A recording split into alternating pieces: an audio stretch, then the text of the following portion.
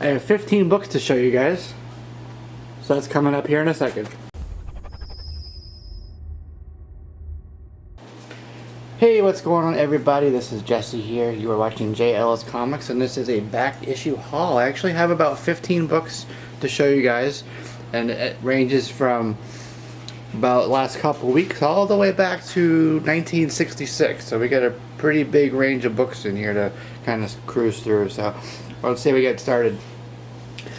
First one here is going to be Darth Vader #3, Kieran Gillen writing that. That is a really great Adi Granoff cover, which is kind of glary. Looks like, there we go. It's Adi Granoff. And this is actually the first appearance of Dr. Aphra, who we're going to see a lot more of in the future. It is the first appearance of 000 and BT1 as well. So you get 3 first appearances in there. That's a good book. Definitely if you see that at a good price, scoop it up. She's getting her own book coming up here. I guess in December it's going to be. So new ongoing for her. So you're going to see a lot more of her in the future. So that is Darth Vader #3. Alright, the next book is Harley Quinn. This is issue #1, and that is a exclusive cover by AOD Collectibles, and it is signed by Ashley Witter. You can see here, Ashley Witter signature. Okay, and it comes with a very nice COA. Focus, COA. There we go, Ashley Witter. Okay, very cool. But what's cooler than having that copy? It's actually having 3. So there you go. Got 3 copies of that. Okay, and they all have their own certificate. Okay, so very cool. If you're interested in one of these, let me know in the comments. We can talk about price or trade or something, but definitely keeping 1 or 2 of these, but 1 is up for grabs. These are all very, very high grade, 9.6 to 9.8 at least. So there you go. Ashley Witter is definitely an artist to watch out for. She actually is with, I don't know if it's her husband or her boyfriend, but they've been doing a lot working together. They worked on Squarriors through Devil's Due Publishing, and a bunch of the other AOD variants too, like Street Fighter and Red Sonja, and she's worked on Zombie Tramp as well. So she's got some pretty good stuff in the works, and I definitely know she's got some more coming up in the very near future. So Ashley Witter, guys, keep an eye on her. Next one here is this one. That is Amazing Spider-Man #4, and it's a variant from the, I don't know if I'm saying it right, but the La Mole Comic Con, or La Mole, I don't know how to say it. It's that place in Mexico, where they do conventions. And this cover here, it's obviously the Black Cat, and that's something that's kind of thematic for me right now. I'm collecting a lot of Black Cat and Catwoman.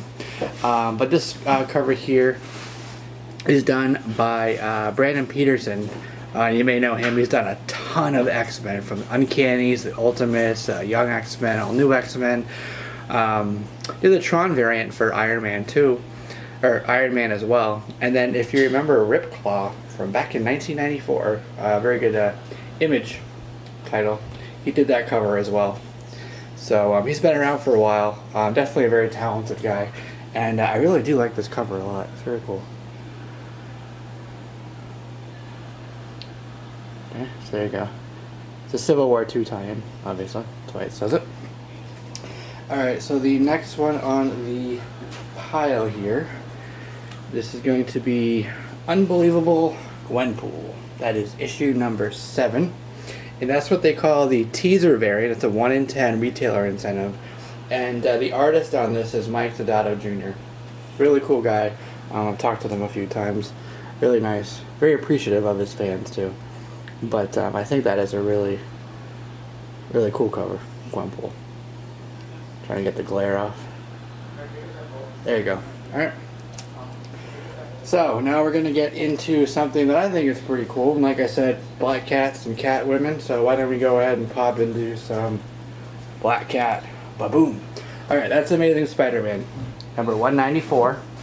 And that is your first appearance of Felicia Hardy, otherwise known as Black Cat. This came out in 1979, and it is Al Milgrom cover, and Marv Wolfman did the story on that.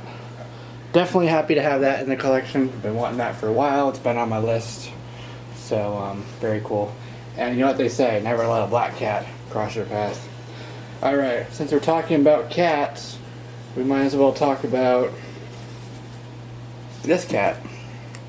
Okay, that's going to be Catwoman. And this book here is Superman's girlfriend, Lois Lane. It's issue number 70, and this came out in 1966. This is the first Silver Age appearance of Catwoman. And that's a Kurt Schaffenberger cover. Very cool, right? So that's your first Silver Age. Now we're going to go to your first Modern Age, okay? Batman 404. Now Batman 404, this is part of, obviously it says it year one, it's part one for that. So this is your first appearance of your Modern Age Catwoman. And then also happens to be a first appearance for Carmine Falcone. And this is Frank Miller and David Mazzucchelli, who also worked together on a little book called Daredevil. So there you go. That's Batman 404. Very cool cover. Next up, it's going to be this. This is Archie Comics. It says Josie and the Pussycats. It's issue number 1. Very reminiscent of a Rolling Stones cover. This is actually a store exclusive for J. Scott Campbell. So I thought that was pretty cool. Cover there. Little Josie. Alright. So talking about Mr. Campbell, we might as well include this. This is Champions number 1. And that is a Midtown Comics exclusive. And that is an homage. Just like the other one was sort of an homage, this is an homage to The Breakfast Club, actually. A poster for that movie. So it's J. Scott Campbell. And this is J. Scott Campbell with Nei Rufino. And then this is with Edgar Delgado. So those are the colors, a couple of the colors that he uses to really make his line work and pencil work pop. So cool cover there. Alright. Now we're going to get into this book here. This is going to be Green Lantern, Green Arrow. This is issue number 5. Can you see it? Yeah, you can see it. Alright. So this is a Neil Adams cover. He did this one, and he also did the first one that he did, which was Green Lantern, Green Arrow, number 85 from an earlier volume. So it's an homage to that cover. Basically, pretty much the exact same setup. You got Green Lantern and Green Arrow coming in and seeing Speedy with a needle. Except the other one said like drug issue or something on the side. Cool cover. Anyhow. Alright, so we got a couple moderns here. Alright, so this is going to be He-Man Thundercats issue number 1. It is the hero side, and